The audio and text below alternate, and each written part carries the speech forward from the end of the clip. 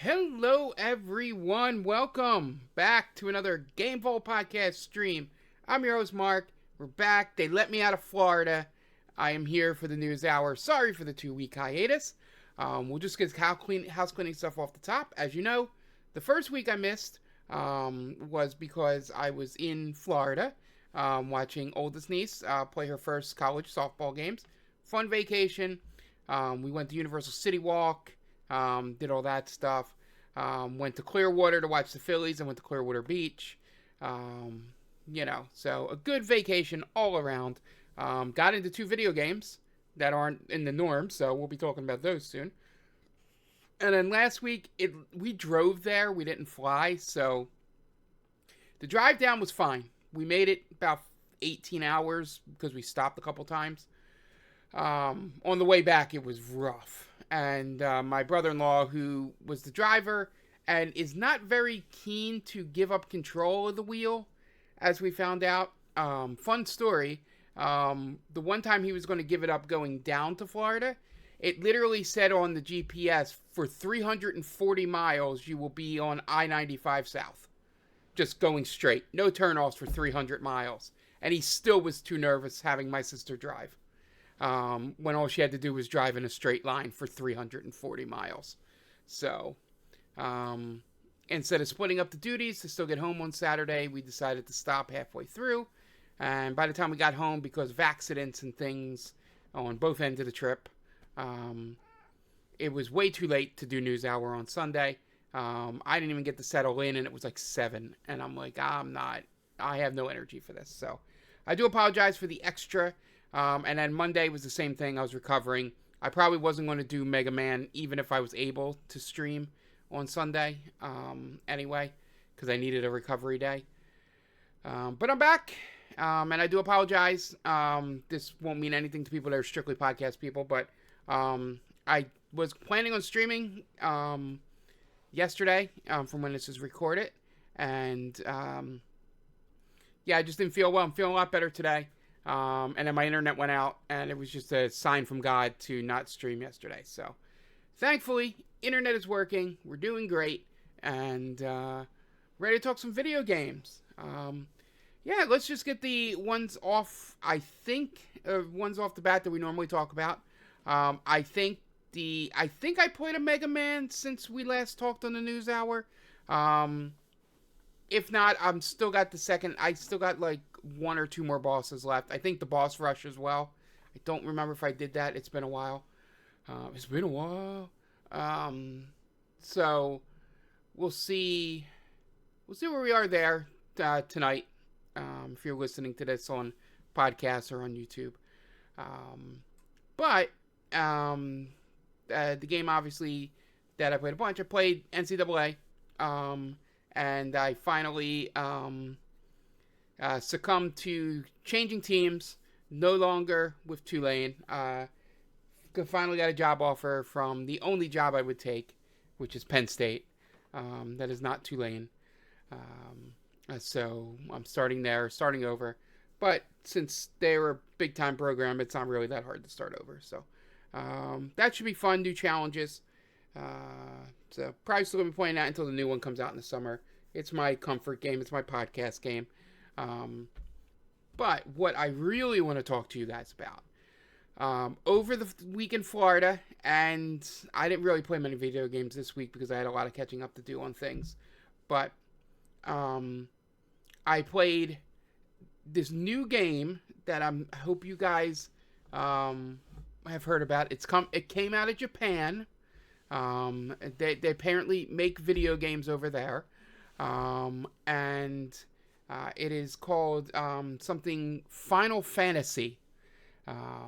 You get to pick these 4 characters, and then you go off on an adventure.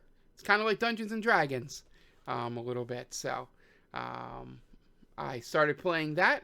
All kidding aside, I had the Pixel remasters, and I just haven't had an excuse to play any of them. So I used the same people that made Dragon Warrior. Correct, Night Duck. It's a shock. There's 2 of them. But on the ride down, in between reading, I didn't read as much of the book because we left in the middle of the night, and then I read on the stretch of time when we had light. But I played the game most of the week when I was bored. And I gotta say, I think talking to Night Duck, I think the reason why it was a little bit easier for me is that I picked one of the good party compositions, because that game is all about party composition. I took, Warrior, Fighter, whatever it's called in this, Monk, and then White and Black Mage. So outside of the first couple fights, as was usual with these games, I have pretty much been able to. The only times I have lost party members, I've never TPK'd, is when I didn't pay attention to how much health they had while I was getting into random battles, and then they just died.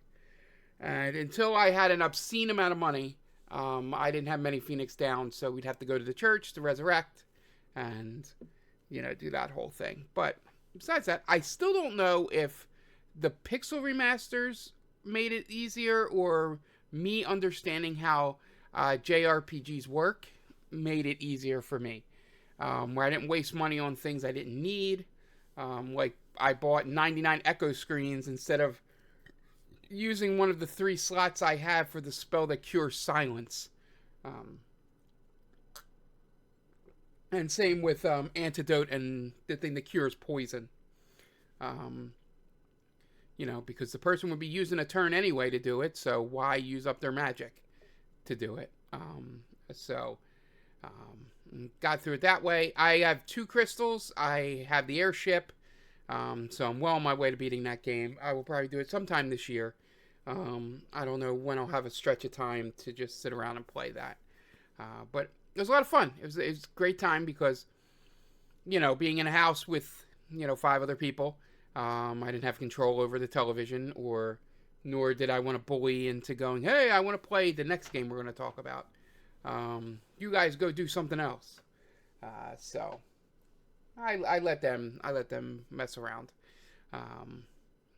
Watch my brother-in-law watch sports and all that stuff. So Final Fantasy made it great just sitting around, just chill by the pool. I didn't have to pay attention to it much, and which is why I died sometimes. But yeah, definitely continue playing it. It'll bracket now. It'll be 1 and then 6, and then I have 2, 3, 4, and 5 that I have not beaten yet by the end of this year. But the game I've been playing the most and have been most excited about is Resident Evil Requiem, RE9. It is probably right now I have it slotted as probably the 2nd or 3rd best Resident Evil game I've ever played. RE2 Remake is number 1 for me. I could hear some arguments. And then the original remake on GameCube for RE1 is probably 2nd or 3rd. This is just as good as those. And better in some cases. Obviously a little more modern than the RE1 remake, but the split protagonist thing fits the cuts back when they do cut back and forth, and it's at perfect times. Like when you're a little too stressed and anxious in Grace's scenes, it cuts to Leon for a little bit, and then when you're done with that, and then you want to find out what Grace is doing, it cuts back to Grace. Like, there hasn't been a time where I've been too long in one person story that I felt like, oh man, I can't wait for this to go on to the next one. I am about probably 2/3 of the way through the game. I'm up and down on whether I should go finish it tonight. Probably not. I think I got 5 hours left, and I'll just do that someday this week or next Sunday. The good thing is I follow along with MinMax's Deepest Dive, and I'm to the point with their second Deepest Dive coming out tomorrow. So I don't have to worry about that. I can listen to that podcast. But so far, Grace's stuff is very, very well done. I will admit, I'm probably going to play this a couple times. I made that decision about an hour into Grace's stuff. So I purposely, just so I could get through for Deepest Dive purposes and just this podcast purpose, I did the first run here I'm doing through on casual. Just to get through the game, know the game, see the story, get the stuff. And then when I go back for second playthrough to get a bunch of challenges and stuff, I'll bump it up because I will know what to do. At this age, I don't apologize for doing that. I want to see the story first before I try to get any challenge. May or may not try it on highest level. We'll see. But the game is good enough for me to do it. Last time I did multiple levels and multiple playthroughs of Resident Evil was RE2 Remake. And I never finished Insanity or whatever the top one is. Because as much as I play video games, some things I'm not that skilled at. And playing through that, I was not good at avoiding zombies and stuff like that. But on to just my thoughts as of right now without spoiling the story. The voice actress that plays Grace needs to be nominated for a Game Award for best performance. It is so good. She's a little annoying in the beginning, but as I think I said in the Game Vault chat, or in the Discord on TC Tam's Discord, the best part about it is that no decision or emotional response to something that this actress makes with Grace and Leon's stuff too, where it looks bad or it's like, why would Grace make that decision? None of it. Even if you're a little annoyed with some of the way she's reacting to things, it's how Grace would react. It doesn't feel out of character for her. And there's one scene near the middle of the game, which is, first thought that came in my mind was like, this is the scene you would send to, the Academy for an Oscar, with the Oscars being tonight. And it's really, really well done. So far, I think that's one of the hardest things to do in some of these goofy-ass video games, like Metal Gear and Resident Evil, and even Horizon's gotten to that point a little bit too. Uncharted, where the characters need to make the decisions as though they were not real people, but you know what I mean. And not like plot devices. Like, oh, I made this decision to say this thing or go after this thing because that's what the story says. And it wouldn't have been a decision that person made. It happens a good bit, but it's rare, especially in a Resident Evil. I don't think they've really tagged that much. Ethan was so hit or miss with his decisions and being what I think a reasonable person would make in those situations. And then you probably go back to 4 with Leon. Is probably the last time they, if we're just taking 1, 2, 3, 4 and not throwing remakes in there because those are obviously the same characters. But Leon in 4 was probably the last one where every decision he makes in that game feels like you know, what he should be making. And I think they've really done a good job here with Grace and Leon to do it. And I think the game needs it because the game's a little bit batshit because it's trying to tie in all of this Resident Evil history. If you're looking to know what you need to know before getting into this game, you have to play 1, 2, 4, and 6. I haven't seen any references to 5 yet. That's not mentioned in 6. And I haven't seen much Code Veronica or, RE3 stuff. Maybe as you're in Raccoon City longer, maybe some RE3 stuff will pop up. But I think they're going to concentrate just on the Leon games, meaning 2, 4, and 6, with anything to do with his stuff. And one of the surprise drop-ins is from one of those games. And it's not the one you think. Even though I'm pretty sure I'm probably going to run into that person at some point. And then RE1 just gets you the backstory on, what happened. Before, the destruction of Raccoon City.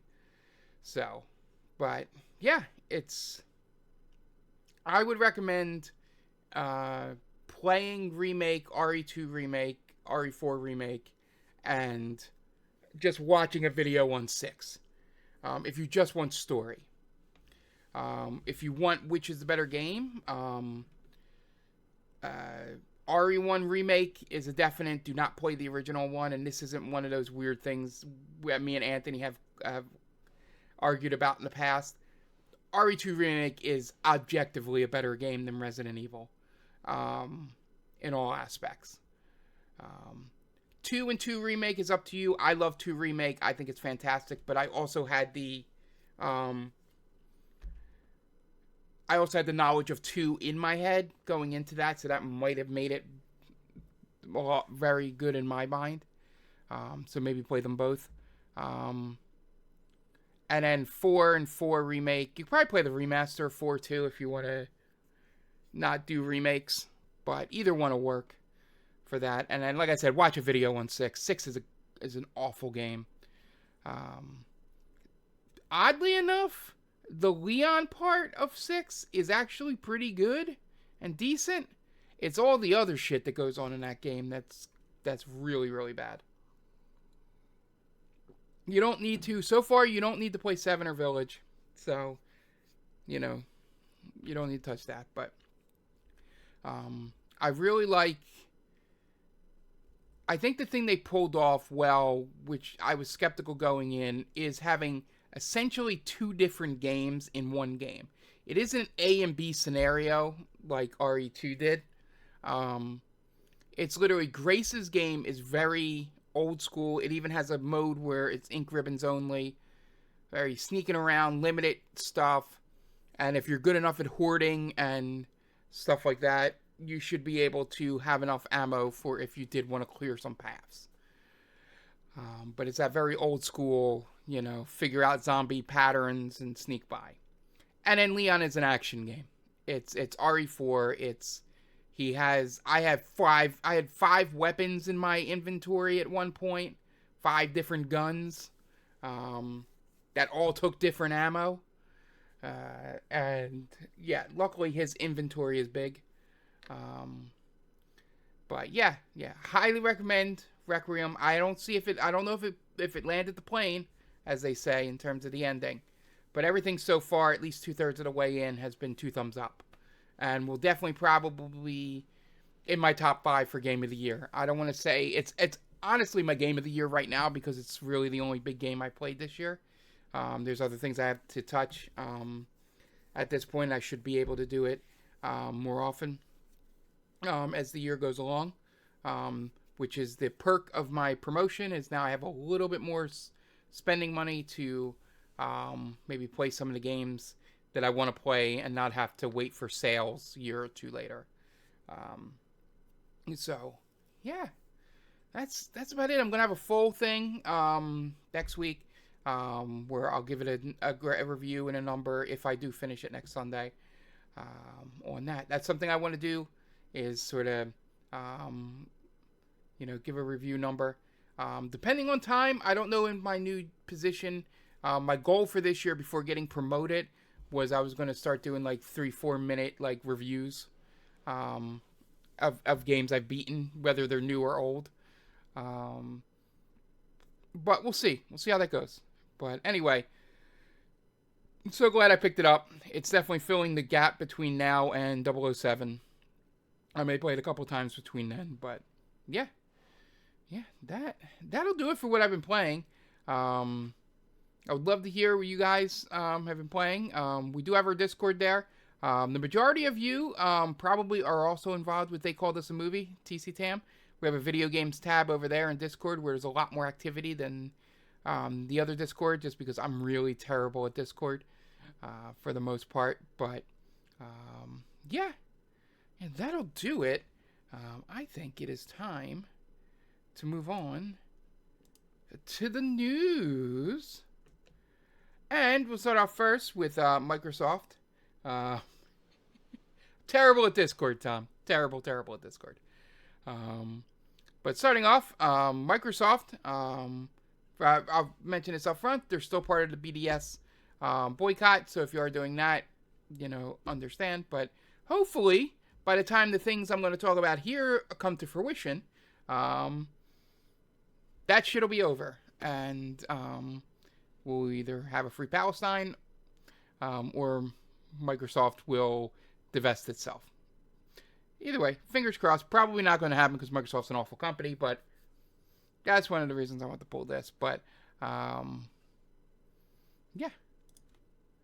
So, Microsoft reveals next-gen console details and promises an order of magnitude increase in power. Speaking during a session at GDC in San Francisco, Jason Ronald, VP, 2 first names, can't get any worse. VP Next Generation confirmed that Helix, which is the project name for Microsoft's new console, will be powered by custom AMD SoC with next-gen ray tracing technology. According to Ronald, Helix will offer a magnitude increase in ray tracing performance beyond what is possible with the Xbox Series X and S. And development kits will be dispatched next year, he said. The session went on to confirm that Xbox mode is coming to Windows 11 next month, and a further convergence of console and Windows gaming, adding features from the handheld Xbox Ally to PCs. Ronald also emphasized that Microsoft's commitment to preservation and teased the ability to play classic games in a new way. And he said, I'm excited to share we plan to ship alpha versions of the hardware to developers beginning in 2027. As committed to keeping games from 4 generations of Xbox playable for years to come. As part of our 25th anniversary later this year, we'll be rolling out new ways to play some iconic games from our past. Essentially, if you hadn't heard, the new Project Helix, the new Microsoft stuff, is going to be basically Xbox and a PC. We don't know, where I couldn't find. Maybe it has been announced since I pulled these stories and stuff like that. But whether it's going to be like a PC or it'll be their version of a Steam machine, essentially. But if it's more Xbox than PC, that'll eliminate the easy way to put Linux on it and stuff like that. But I don't know how they're going to go. Whichever way they go, with all the stuff they've been saying and the ways you can go with doing this hybrid, this could get upwards to $1,000 easily. Just like Steam machines are going to be pretty close to that $700 to $1,000. I think this could easily be in that range as well. Or if they go full, this is just a PC but has Xbox branding in it. it could be $1,500. And that's also based on the memory stuff prices, all the how much all the parts are going to cost because of everything. And that's why it's not coming out till 2028 exactly. Yeah, it's a whole lot of factors that are going to wrap up into why this is the thing. I believe, and I think me and Tom have said this on this podcast or on one of the streams. I think this is Xbox's last hardware. I think they're going to try and do something that can just be iterated on like a PC. And they're just going to become a software AI company after that. I don't think there's going to be many more Xboxes under your television. This is probably going to be the last one.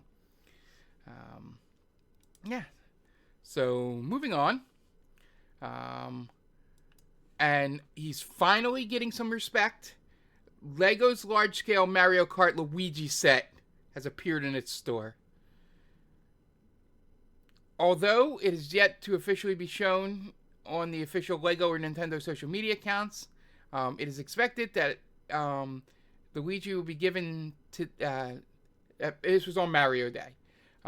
Until then, the set is now available for pre-order on the official Lego store at $179. All hail St. Luigi.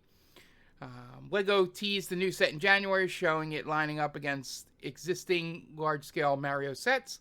That set, titled Mario in Standard Kart, was aimed at builders 18 and up and consisting of 1,972 pieces, costing about $170.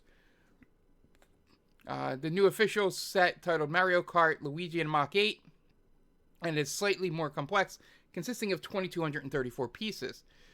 The set features a buildable Luigi figurine and posable head, arms, and hands sitting behind the wheel of the first ever large-scale Lego brick model of the Mach 8 kart.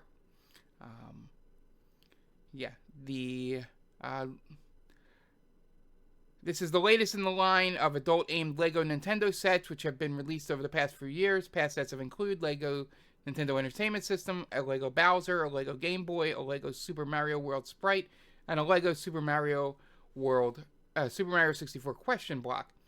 In recent weeks, LEGO released a set based on the final battle against Ganon in The Legend of Zelda Ocarina of Time, as well as the first version of its Pokemon set, including a $650 statue displaying Charizard, Wetos? And Venusaur. Tom is going to kill me. My mind completely blanked on that. Blastos. That's it. Whew. Completely mind. I was looking at that word and my brain just went completely blank on how to say it. Oh man, that was a trip inside this brain here. So yeah, I was thinking about getting the Final Battle set. I'm on the fence about it. Blastoise. Yeah. Oh man, that's the first time that's happened in a long time. Like, you've ever had that moment where you've heard a word said and heard people talk about it, you've seen it written, and then you look at it and your brain does not compute that it's a human word, that it's an English word. Just brain is like, I don't know what that word is. And I'm like, dumb brain, you've seen that word a million times. You've heard Tom say that word a million times. You know what it is. But anyway, Lego adult sets are coming out, and they look to be, pretty decent. But always, these Lego sets are vastly too expensive, in my opinion. More Nintendo news. Surprise Nintendo trailer confirms new Yoshi game release date. Nintendo has confirmed that its Switch 2 side-scroller Yoshi and the Mysterious Book will release on Thursday, May 21st. The release date was shared via a new overview video published on Tuesday to celebrate Mario Day. The game features a talking book called Mr. Encyclopedia, and according to the new video, players will be able to discover, name, and log creatures during the game, which will progress them through the story. One day on the island where Yoshi and his friends live, a peculiar talking book named Mr. E suddenly falls from the sky. This is the synopsis for the game. The mysterious book pages contain information about unusual creatures, so Yoshi decides to jump in and help investigate. Yoshi's confirmed release leaves Rhythm Heaven Groove, Fire Emblem Fortune's Weave, and Pokemon Champions as the only confirmed 2026 first-person Nintendo games without locked dates. Super Mario Bros. Wonder, Nintendo Switch 2 Edition, plus Meetup in Bell Park will release on March 26th, followed by Tomodachi Life Living the Dream on April 16th. Yeah, so Yoshi games, they're for a certain demographic. They're fine. I've had good times playing them, but not anything makes me want to go back and play them. They are baby game for babies, and they're meant to be that way. They're supposed to be like baby's first Nintendo game, essentially. But yeah, it's good to see that this is coming out sooner rather than later. I do hope they announce some more first-party stuff coming in November as well, and give some release dates for things they have announced. But yeah, anyway, moving on.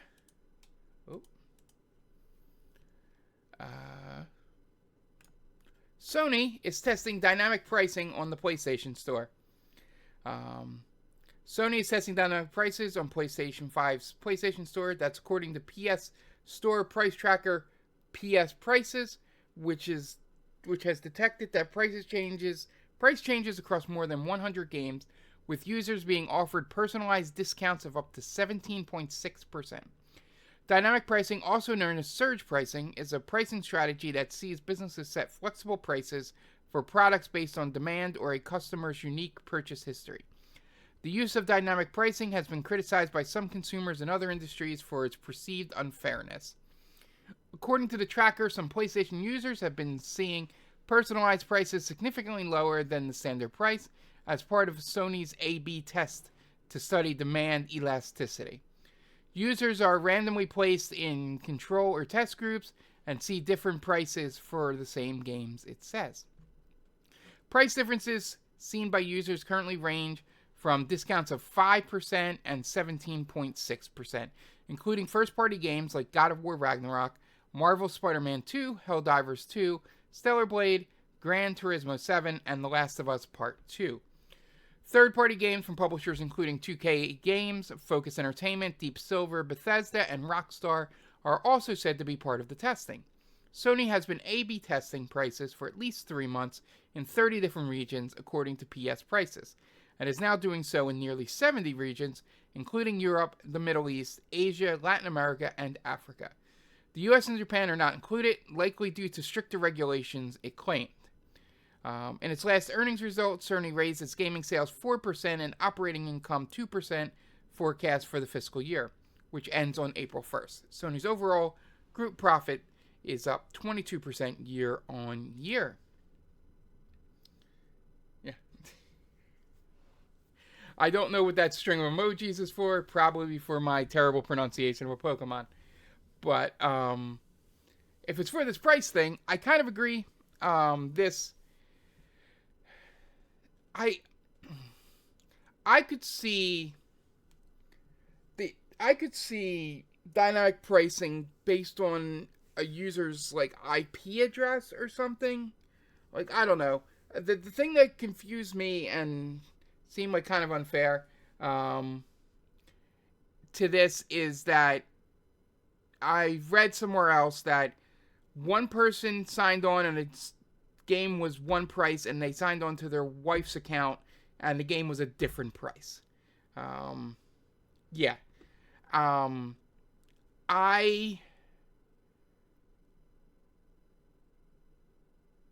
slight devil's advocate I can play is I was like, okay, I can understand if they want to pump sales of a game. Go, okay, this person is most likely to buy this game. We'll give it to them at a price, a little bit of a discount, and they'll buy it. No problem. But that is also very predatory. because it's dealing with information that feels personal, and shouldn't be used. Like, it even bothers me a little bit in advertising. Like when, you search, like all the search history stuff is just, and then all of a sudden you're fed things. Like, and then location based and stuff like that. Like I noticed a lot of it in Florida. Not that I didn't notice it elsewhere, but yeah. This shit should be illegal.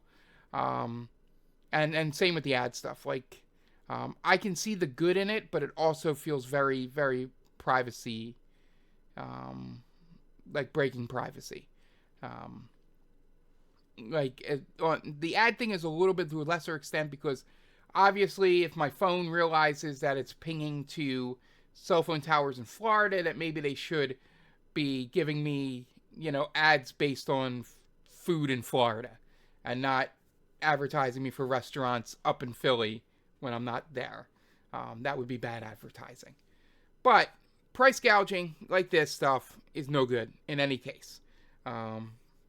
It's just insane.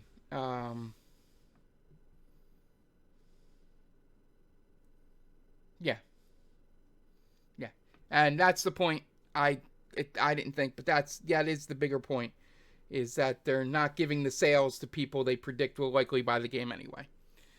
So it's the opposite of a loyalty program, I believe you could say, right, Night Duck? Like, if you're loyal and they know you'll buy the game at full price anywhere, they're not going to give you a sale.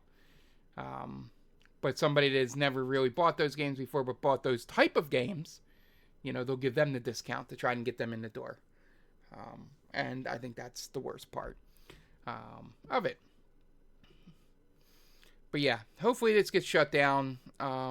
Already, U.S. and Japan already has stuff that shuts it down, or else it would be done here already. All right. Speaking of signs that the world is ending soon, Epic is increasing the price of Fortnite V-Bucks to help pay the bills. The billion-dollar company, Epic, where Fortnite makes at least that much money per month, needs to raise V-Bucks to pay the bills. So anyway, let's just do this quickly before me and Night Duck have aneurysms on stream. In a new blog post on the official Fortnite site, the studio announced, the cost of running Fortnite has gone up a lot, and we're raising prices to help pay the bills. Starting on March 19th, the company will be offering fewer V-Bucks in each paid pack, and will also be adjusting the prices of its in-game passes and Fortnite crew rewards accordingly. The new values for each pack will go as follows, and this is what makes it newsworthy. $8.99 pack is 800 V-Bucks, was 1,000. $22.99 is now 2,400 V-Bucks, which was 2,800.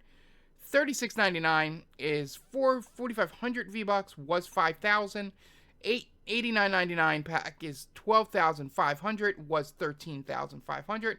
Exact amount pack, 99 cents for 50 V-Bucks, was 49 cents for 50. The Battle Pass, which previously cost 1,000 V-Bucks, will now only cost 800 V-Bucks. However, completing it will also earn the player 800 V-Bucks instead of the 1,000. This does at least still mean players can unlock the next Battle Pass with the rewards from the previous one. The $500 500 V-Bucks earned in bonus rewards are being dropped. As for other Battle Passes, Epic announced the following changes. The OG Pass is $800. The Music Pass is 1,200 V-Bucks. Those were 1,000 and 1,400 respectively. And the Lego Pass is at 1,200 V-Bucks, was 1,400. Just to drive the point home, last month, Epic Games announced PC players spent $1.16 billion on the Epic Games Store last year, while Statista estimates that Epic Games generated $6.2 billion in gross revenue last year overall. However, General Manager Steve Allison told Polygon that Epic Games Store was only marginally profitable due to a low profit margin on third-party games and the fees paid to developers and publishers for its weekly free game deal.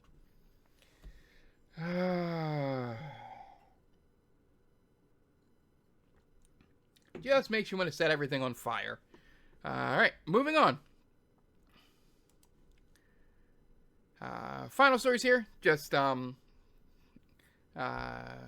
start with March's PS Plus games confirmed, including Persona 5 Royal and Warhammer 40,000 Space Marine 2. As leaked earlier this week, the headline games for March are Persona 5 Royal, Warhammer 40K Space Marine 2, and Madden NFL 26. They will be joined by Metal Eden, Lord of the Rings, Return to Moria, Astroneer, and Blasphemous 2, the only game not mentioned in the previous leak. This month's PlayStation Plus Premium Classics game is Tekken Dark Resurrection, the PSP spin-off of the Tekken series. The games will be available to play from March 17th, according to Sony. February's PlayStation Plus games included Spider-Man 2, Test Drive Unlimited Solar Crown, Monster Hunter Stories, Monster Hunter Stories 2, and Never a Season, A Letter to the Future, Venba, Echoes of the End, and Rugby 25, as well as PS2 classic title Wally. So yeah, if you got PlayStation Plus, which I just upgraded myself, because my downgraded Game Pass, upgraded PS Plus, and am saving money per month by doing that, and probably playing the same amount of games there. But yeah, so if you have PS Plus, I think at the extra level, these games should be available there. Moving on to Amazon Prime. For those of you that have Amazon Prime, remember, you have these Prime gaming things that give you free games. So I forget about it all the time, and there's been some great games on there.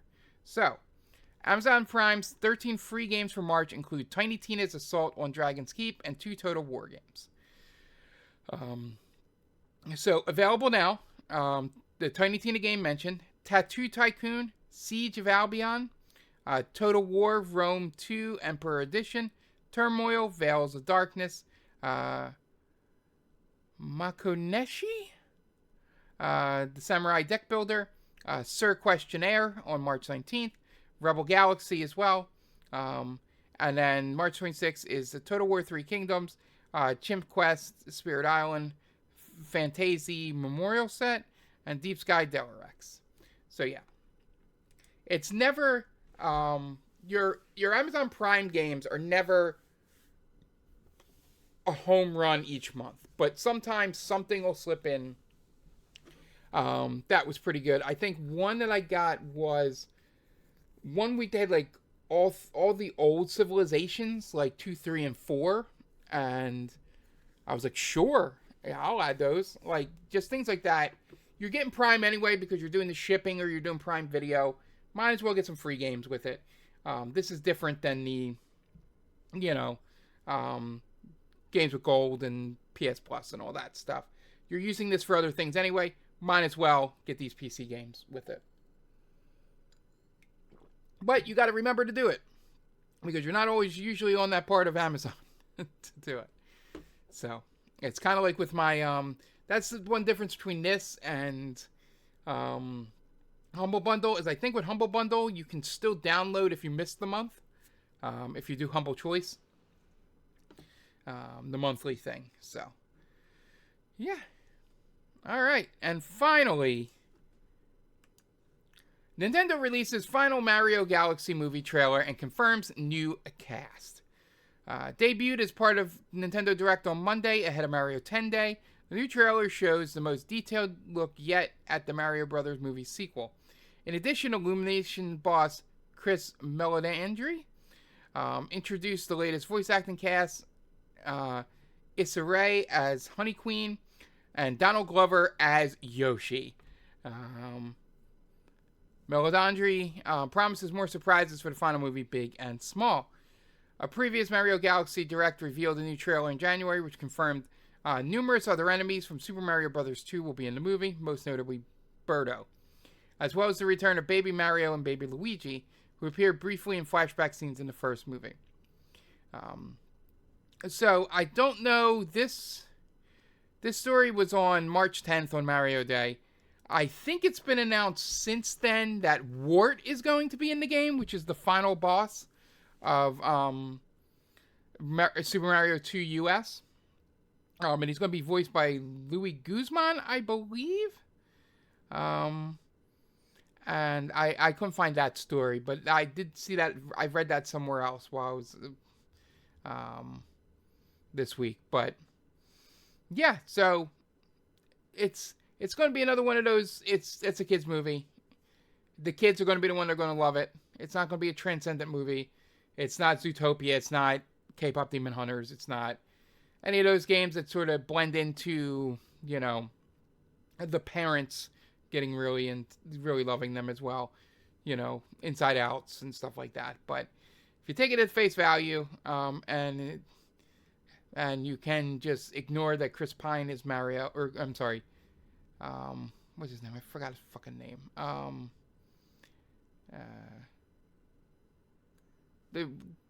The Chris that I can't remember.